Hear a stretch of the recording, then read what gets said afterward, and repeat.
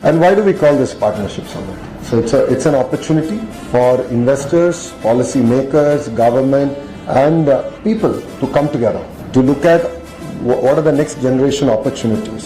So what are the opportunities in sectors like quantum, AI, material sciences? What are those opportunities that present? And that's what makes it very unique. Yes, there will be MOU signings, and all MOUs are vetted.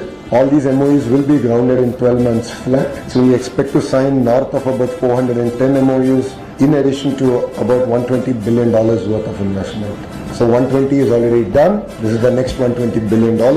These will create close to 7.5 lakh jobs in the state of Andhra Pradesh. So we are looking at investments across sectors, and this will continue to drive the entire relationship together. Tadepalli palace Jaganmohan Reddy బాబాయ్ YV Subbareddy TT chairman గా పాలు లేకుండా వెన్న తీయకుండా టన్నుల కొద్ది కల్తీ నెయ్యి తయారు చేయించాడయ్యా. కల్తీ నెయ్యి తయారు చేయించి భక్తుల మనోభావాలు విశ్వాసాలు దెబ్బతినే విధంగా గత 5 ఏళ్ల వైసీపీ పాలనలో స్వామి దగ్గరికి వెళ్ళి వచ్చిన వాళ్ళు తిరుపతి లడ్డు తెస్తే పవిత్రంగా ఆ లడ్డుని 4 రోజులు 5 రోజులు వారం రోజులు కూడా ఇళ్లలో పెట్టుకుని తినేవాళ్ళు. కానీ 5 ఏళ్ల పరిపాలనలో ఆ లడ్డు ఒక వాసన రావటం గాని లేకపోతే ఆ పవిత్రతని వీళ్ళకి భయం లేదు, భక్తి లేదు. ఎందుకంటే దేవుడు అంటే ఒక భయం అన్నా ఉండాలి, భక్తి అన్నా ఉండాలి. రెండూ లేని వాళ్ళు వీళ్ళంతా కలిసి ఏ విధంగా ఎంత దుర్మార్గులు అంటే వీళ్ళు అక్కడ పేదవాడి దగ్గర నుంచి కోటేశ్వరుడు దాకా మహానుభావుడు ఎన్టీ రామారావు గారు పెట్టిన అన్నదానం మొదలు పెట్టిన దాని దగ్గరికి వెళ్ళి తింటారు. దాంట్లో కూడా ఈ దుర్మార్గులు రేషన్ బియ్యం పెట్టారండి. ఆ తినే అన్నంలో కూడా రాళ్లు రేషన్ బియ్యం. అంటే పవిత్రతను దెబ్బతీయటానికి ఏ విధంగా ఉద్దేశపూర్వకంగా ఆ తినే అన్నాన్ని కూడా బియ్యం విషయంలో కావచ్చు, కూరల విషయంలో కావచ్చు వాళ్ళు చేసిన దుర్మార్గాలు. ఆ భక్తుల టికెట్స్ ఉంటాయి. తాడేపల్లి ప్యాలెస్ రోజు ₹1 ఎలా 365 రోజులు రోజు ₹1 5 ఏళ్లు. ఇక అక్కడ బుకింగ్స్ కావచ్చు, రూములు బుకింగ్లు కావచ్చు, అన్ని కూడా కలిపి ఎన్ని వేల కోట్ల. నేను ఆ రోజుల్లోనే ప్రెస్ మీట్ పెట్టి ఇదే వేదిక మీద చెప్పాను, జగన్మోహన్ రెడ్డి వెంకటేశ్వర స్వామితో ఆటలాడుతున్నావు, వెంకటేశ్వర స్వామి దిగొస్తాడయ్యా, డిపాజిట్లు కూడా లేకుండా పోతారు మీరని చెప్పాను. దిక్కుమాలినతనంగా ఓడిపోతారని చెప్పాను. 11 సీట్లు పరిమితం అయ్యారు. ఆ బోలేబాబు మాయలో పాలు లేకుండా వెన్న తీయకుండా పామాయిలు రసాయనాలతో కెమికల్స్ తో నెయ్యి తయారు చేయించి ట్యాంకర్లో కొండకొస్తా ఉంటే అదే ప్రసాదాలకు వాడారంటే మీరెంత దుర్మార్గులయ్యా. ఊరి తీసినా పాపం లేదు ఈ దుర్మార్గుల్ని. స్టీల్ ప్లాంట్ కూడా, అతిపెద్ద స్టీల్ ప్లాంట్ కూడా ఇక్కడ రాబోతా. అలాగే భారతదేశంలో ఆంధ్ర రాష్ట్రం ఒక ప్రత్యేకంగా, ఎందుకంటే ఇటు ఉత్తరాంధ్ర అంతా కూడా ఈ రకంగా డెవలప్ చేసుకుంటూ, అలాగే రాయలసీమ ఏరియాలో కూడా ఎలక్ట్రానిక్స్ లో ముందుకు తీసుకెళ్ళడానికి డ్రోన్స్ కానీ, అక్కడ సెమీ కండక్టర్ సంబంధించి కానీ ఇలాంటి అనేకమైనటువంటి సంస్థలు అక్కడ రావడానికి రాయలసీమ ఏరియాలో మరి రాబోతున్నాయి. కర్నూలు పరిసర ప్రాంతాలన్నింటిలో కూడా, అట్లాగే కోస్తా అంతా కూడా పోర్ట్లు కానీ, సీ పోర్ట్స్ కానీ, ఎయిర్పోర్ట్స్ కానీ రాబోతున్నాయి. ఆంధ్ర రాష్ట్ర స్వరూపాన్ని మార్చబోతుంది. దీనివల్ల ఎంప్లాయ్మెంట్, ప్రతి ఒక్క కుటుంబం నుంచి ఒక ఎంటర్ప్రీనర్ తయారు చేయాలి, ఒక పారిశ్రామికవేత్తను తయారు చేయాలి. ప్రతి ఒక్క కుటుంబంలో ఉన్నటువంటి వ్యక్తికి ఉద్యోగం కల్పించాలి. 20 లక్షల ఉద్యోగాలు కల్పనలో భాగంగానే ఇవాళ ఈ ప్రభుత్వం పనిచేస్తా ఉంది. మరి నిన్న మొత్తం పారిశ్రామిక వాళ్ళన్నీ కూడా ప్రారంభించుకున్నాం. ఎంఎస్ఎంఈ ఎక్కడైతే లేవో అవన్నీ కూడా చేయడానికి ముందుకు వస్తున్నాం.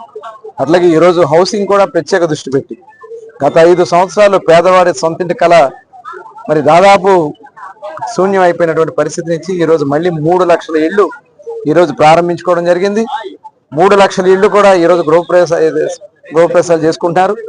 కొత్తగా మళ్ళీ ఒక 4 లక్షల ఇళ్లు నిర్మాణం చేయడానికి కూడా శంకుస్థాపనకి మొదటి విడతలో 40,000 ఇళ్లకి శ్రీకారం చుట్టాం. ఇవాళ అర్బన్ ఏరియాలో కానీ, రూరల్ ఏరియా కానీ ప్రధానమంత్రి ఆవాస్ యోజన కింద ఇవన్నీ కూడా ముందుకు రాబోతా ఉన్నాయి.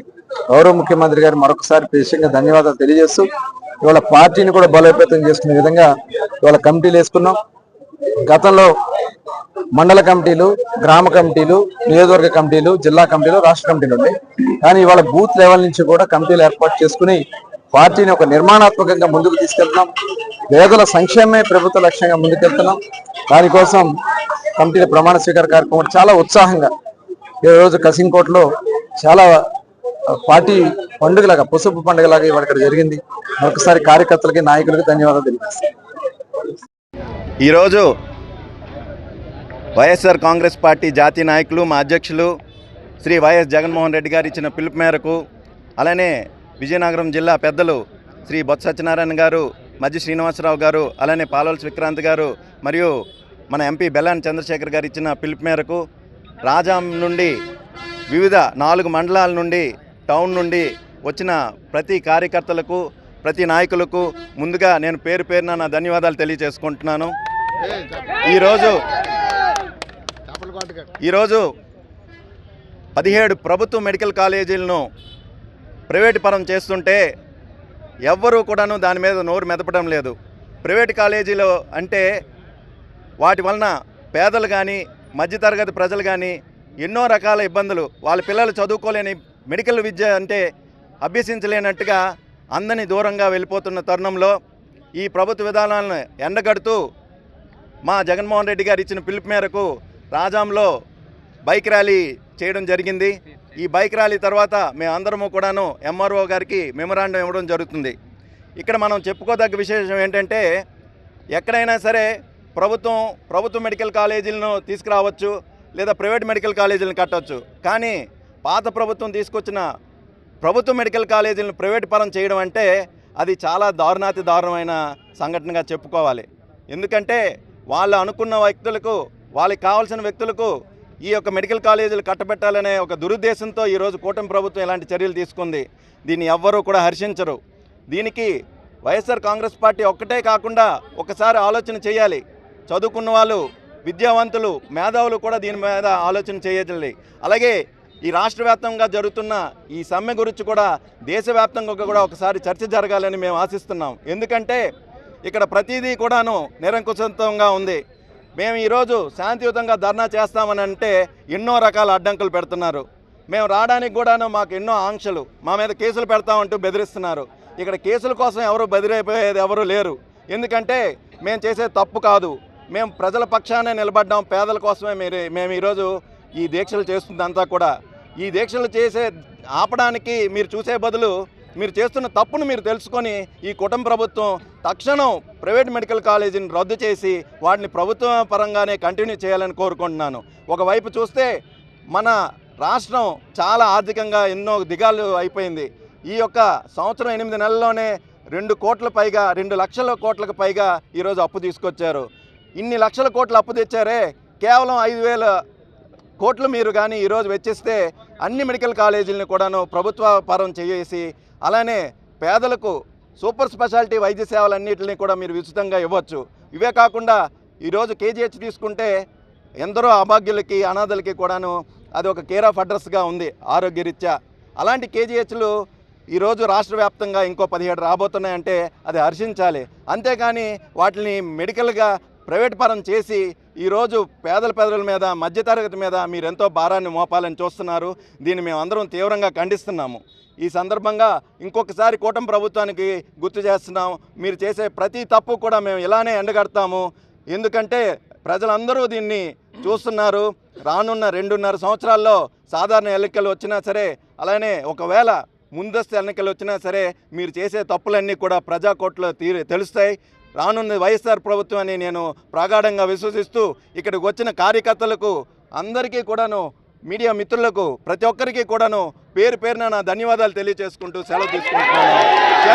ఏ విధంగా ప్రైవేట్ సంస్థ ఏమైనా సత్యం సంస్థ మొదలు తెలిస్తే అలాగా వాళ్ళు వచ్చి స్వయంగా ఉన్నదంతా కూడా ఇచ్చేస్తారా? చెప్పండి. వాళ్ళ లాభం కోసం, వాళ్ళ స్వభావం కోసం, వాళ్ళ ప్రయోజనం కోసం ప్రైవేట్ సంస్థలు చేసుకోవా? మనుగడ చేసుకోవడం ఎలా ఉంటాయి?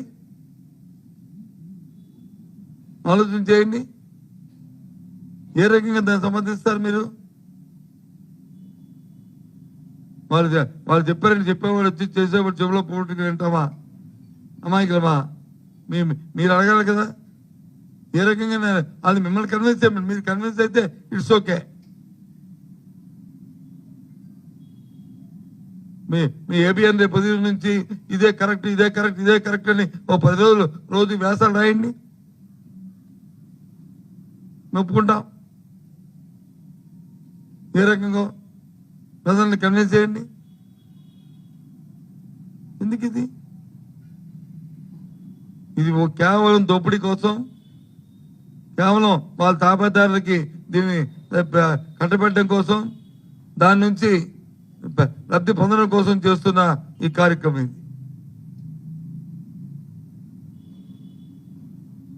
చెప్పండి.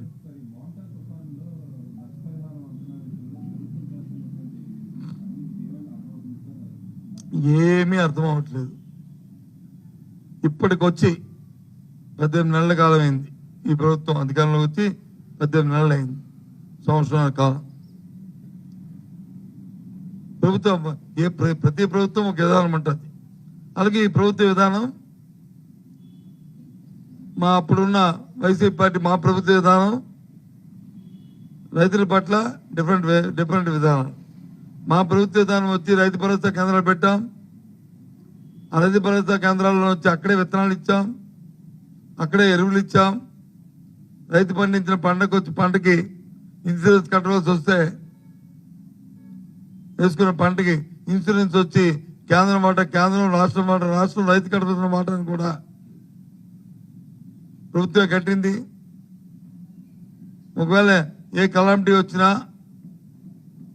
అది సీజన్ దాకడం ముందు ఆ ఇన్పుట్ సబ్సిడీని, ఆ ఇన్సూరెన్స్ తీసుకొచ్చి నెక్స్ట్ సీజన్ లోపే, ఖరీఫ్లో అయితే ఖరీఫ్లోనే, ఒక రబీలో అయితే రబీ లోపే మళ్ళీ నెక్స్ట్ సీజన్ వేసుకోవడానికి వాడు చెల్లింపు చేసే కార్యక్రమాన్ని చేశాం. 5 సంవత్సరాలు కూడా మేమున్న అధికారంలో ఉన్నప్పుడు. మొదటి సంవత్సరంలో ప్రభుత్వం వచ్చిన తర్వాత 2వ సంవత్సరంలో దీన్ని ప్రకటించిన దగ్గర నుంచి ఈ ప్రభుత్వ తాలూకా విధానం రైతు భరోసా కేంద్రాలని మూతపెట్టారు. ఏదైనా ఎరువులు కానీ విత్తనాలు కావాల్సి వస్తే ఏ షావుకారు థియేటర్ కొట్టుకు వెళ్ళి ఆ షాపులకు వెళ్ళి కొనుక్కోమన్నారు. అదే ఇన్సూరెన్స్ కట్టవలసి వస్తే కేంద్రం కట్టవలసి కేంద్రం, అలాగే రాష్ట్రం రైతుని కట్టమన్నారు. గత 18 నెలల కాలంలో ఏ ఒక్క అధికోసం వచ్చినా లేకపోతే కరువు వచ్చినా ఎక్కడ కూడా ₹1 కూడా ఇచ్చిన పాపాన్న ప్రభుత్వం పాలేదు. వాళ్ళు తీవ్రంగా రైతులు నష్టపోయారు. ఇది ప్రభుత్వ విధానం. అందులో భాగంగానే నిన్న వచ్చిన తుఫాన్లో రైతు ఓన్లీ రాష్ట్రంలో వచ్చి 80 లక్షల మంది రైతులుంటే 19 లక్షల మంది వచ్చి మాత్రమే ఇన్సూరెన్స్ కట్టారు. వాళ్ళు కూడా ఎవరైతే బ్యాంకుల్లో, కోఆపరేటివ్ బ్యాంకుల్లో కానీ, నేషనల్ బ్యాంకుల్లో కానీ, ఇంకా మిగతా బ్యాంకుల్లో కానీ లోన్ ఎవరైతే తీసుకుంటారో రుణం తీసుకున్న రైతులు మాత్రమే అది కట్టారు.